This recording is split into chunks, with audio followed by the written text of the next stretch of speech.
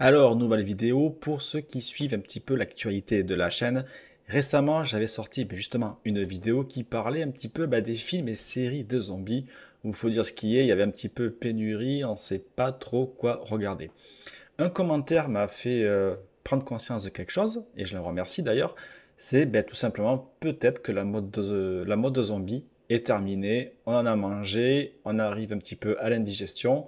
Est-ce que le zombie va se renouveler sur une autre forme, enfin sous une autre forme plutôt, et peut-être une forme, j'en ai parlé en live, qui m'inquiète, c'est-à-dire peut-être des zombies woke, des zombies qu'on devrait peut-être protéger, qu'on devrait comprendre, avec lesquels il faudrait renouer le dialogue. J'en ai plaisanté en live, mais peut-être que la réalité va nous rattraper.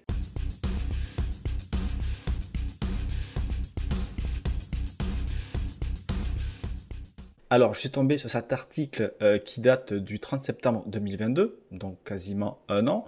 Un article de 20 minutes qui parle justement de ça. The Walking Dead, les zombies vont-ils enfin connaître le repos éternel et nous avec?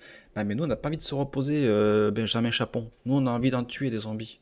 Bon, chacun son truc, hein. Toi, tu fais du golf, nous, on tue des zombies. La fin du monde, c'est long, surtout à la fin. L'apocalypse zombie, narré dans la série culte The Walking Dead, touche à sa fin. La troisième et dernière partie de la 11e et dernière saison, vous suivez? Oui, ensuite, t'inquiète.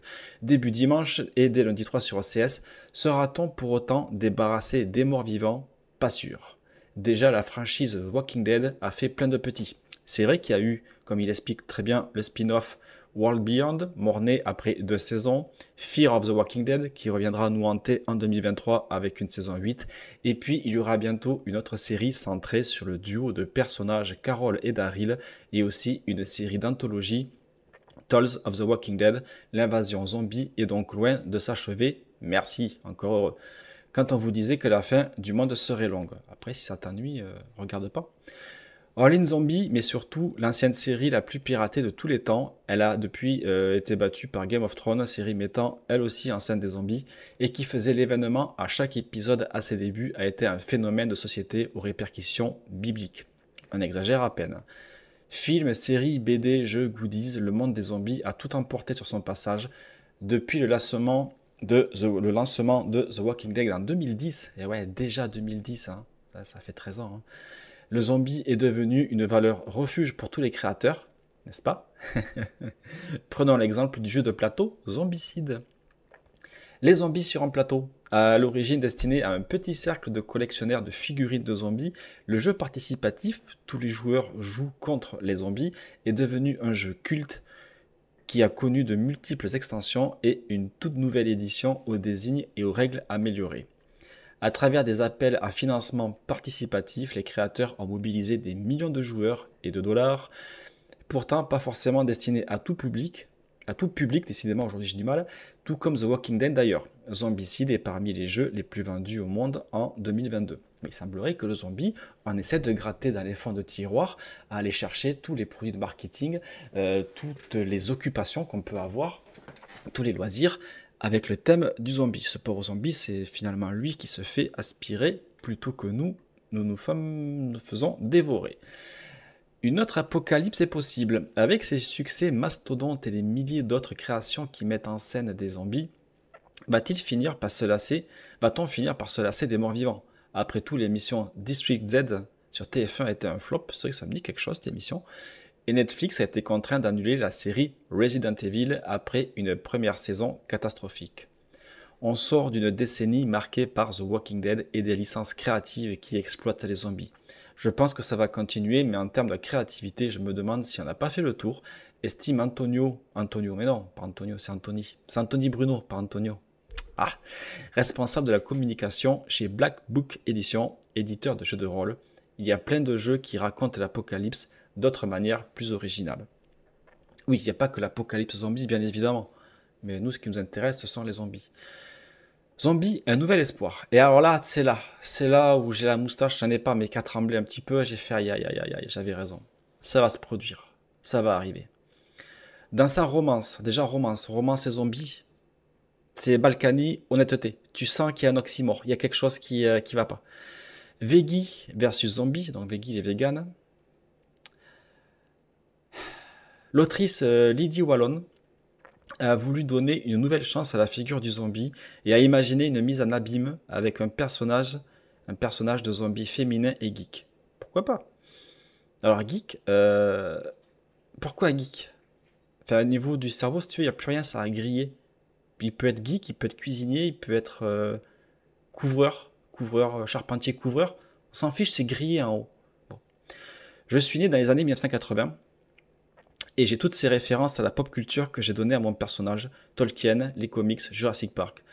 J'ai imaginé un personnage de zombie, geek et autiste,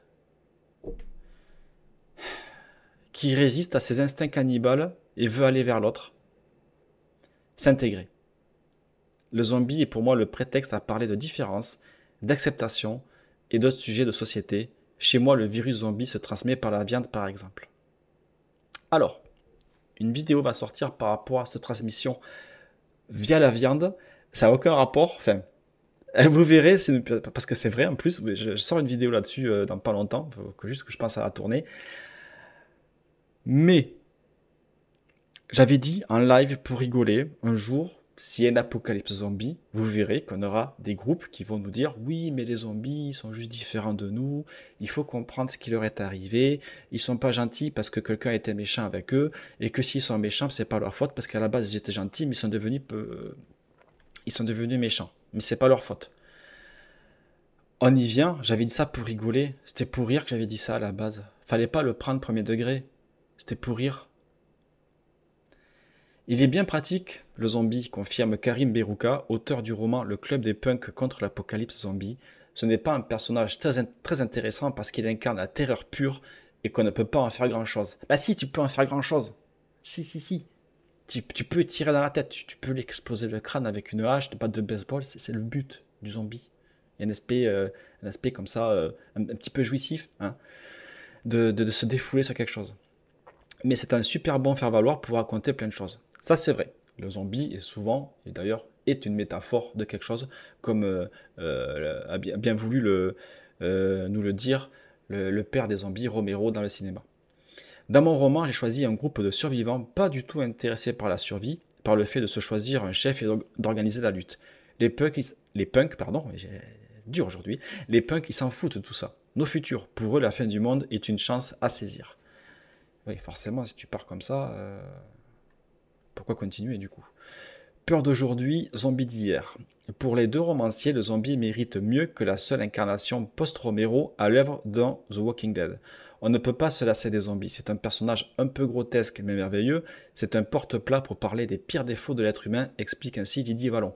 On est d'accord, le zombie incarne tout ce qui ne va pas dans la société. C'est un petit peu le fruit de l'arbre pourri de la société. On dénonce bien sûr la société consumériste, la société des gens qui regardent la télé, mais ces gens-là, c'est nous. En même temps, je veux dire, c'est bien de dénoncer, mais bon, sur la masse, ça va pas changer grand-chose. Il permet par exemple une critique de la société de consommation, c'est ce que je disais. Le zombie n'a qu'un seul but, manger sans satiété. Il évoque un peu moins avec les chips. Tu un paquet de chips, tu commences, tu finis le paquet. Même t'as plus faim, mais c'est pas grave, c'est des chips.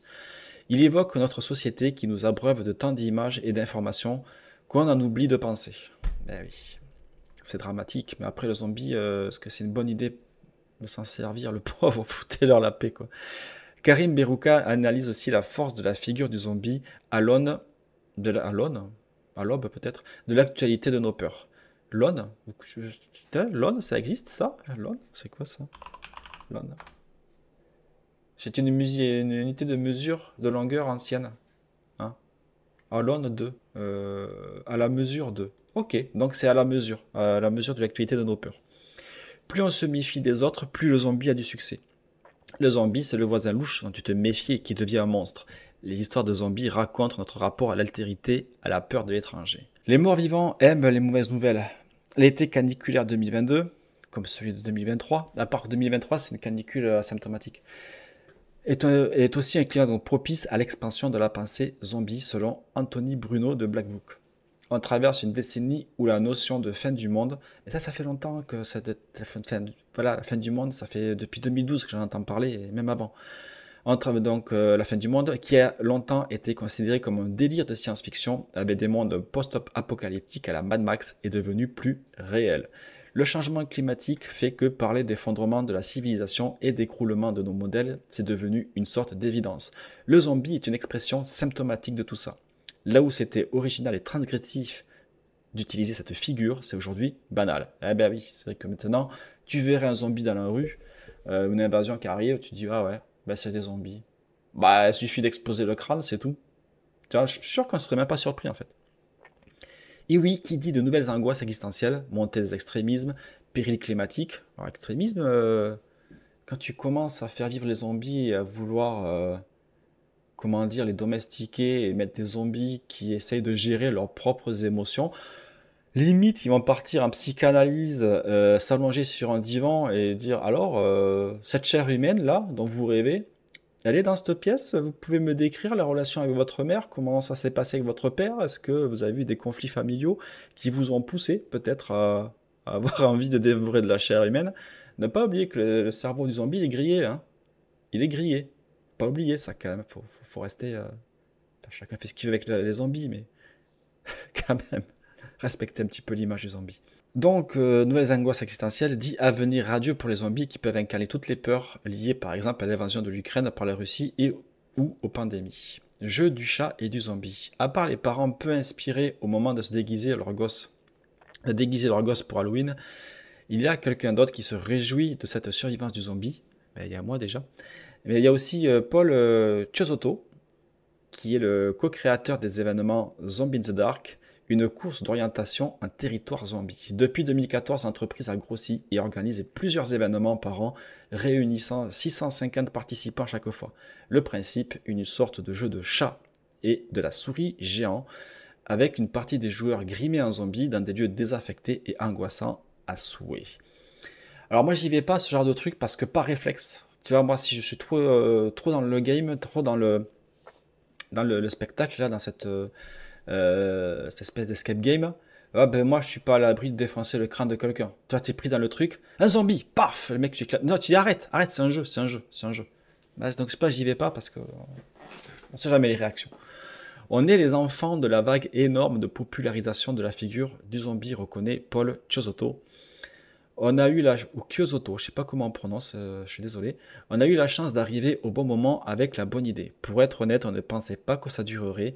On pensait que les gens se lasseraient des zombies. On commence un petit peu à s'en lasser. Il faut renouveler, mais peut-être pas comme il le propose. Peut-être pas. Des zombie walks aux zombie walk. Et alors ça me fait peur là. Misant comme pas mal de productions culturelles post-The Walking Dead sur un subtil mélange entre peur et humour. Ah, de l'humour un peu avec les zombies, mais les Zombies in the Dark visent le très grand public là où les Zombie Walks et la production contre-culturelle autour de la figure du zombie étaient destinés à un public averti, voire expert. Le zombie a ainsi réussi l'exploit de réconcilier les membres de la grande famille de la pop culture, les nerds experts, les ados connectés, les boomers gênants. En témoigne l'enthousiasme généralisé autour de l'adaptation en série du jeu vidéo d'auteur, mais à succès, The Last of Us. Même si, je sais pas si on peut vraiment parler de zombies dans ces cas-là, mais peut-être, faut voir. Faut creuser le sujet. Pour Paul Chiosotto, on va l'appeler comme ça maintenant, hein, le zombie permet une représentation de l'altérité moins problématique que les méchants russes ou les méchants amérindiens des œuvres du passé.